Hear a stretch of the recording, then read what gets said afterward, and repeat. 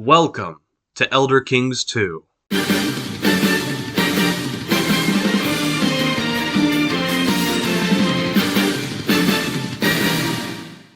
Last time we left off, Kubur had just caused a schism in the Khajiit religion, and was preparing to become a necromancer.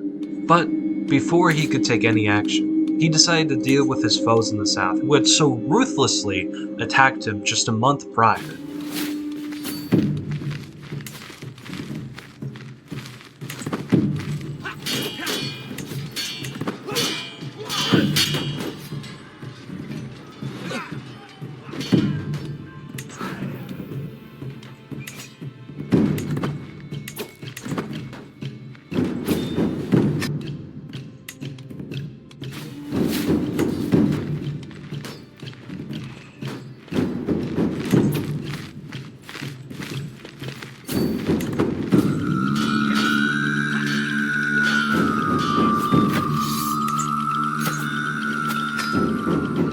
With this latest victory under his belt, Kubur finally felt he was in a confident position to become a necromancer.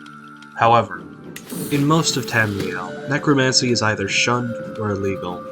So if Kubur wanted to delve into the dark arts, he was required to gain for himself a capable teacher.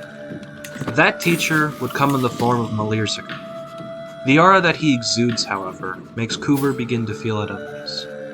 But nonetheless, he was ready to learn the dark arts.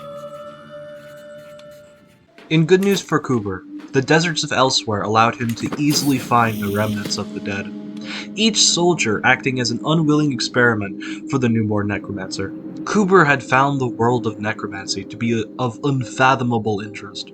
The way the world of the dead intertwined with the world of the living is remarkable to him. At long last, Kubur had become a novice necromancer.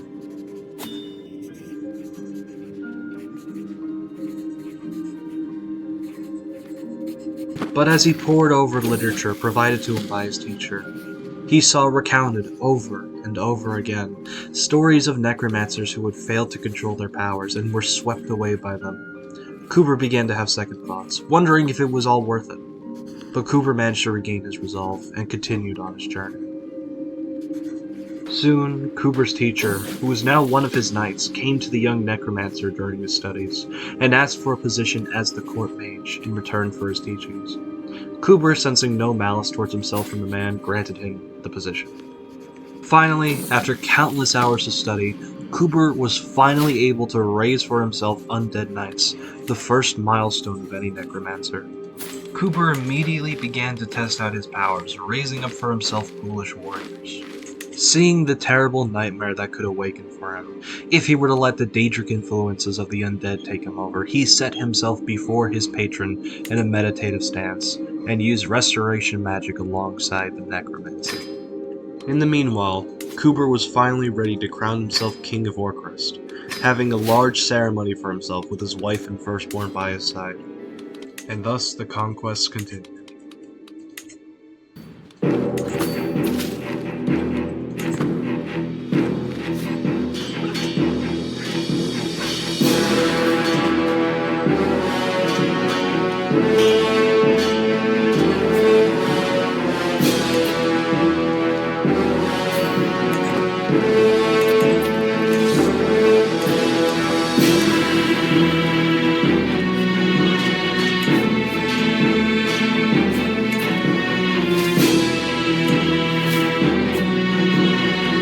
As the battles raged on, and the bodies piled up, Kubur's abilities in the realms of the dead advanced, now being able to leech the life from his enemies, a tool that would surely be able to corrupt them if not controlled.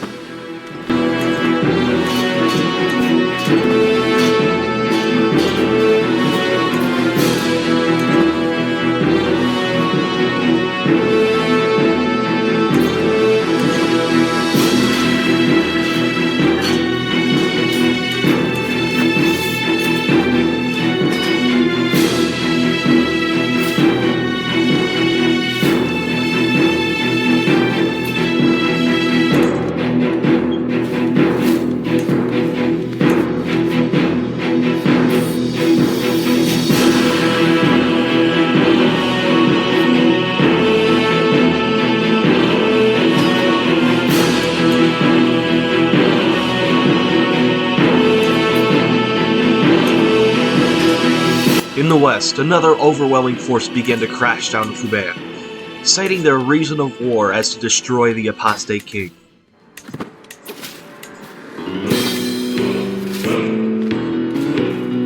You gotta be kidding me!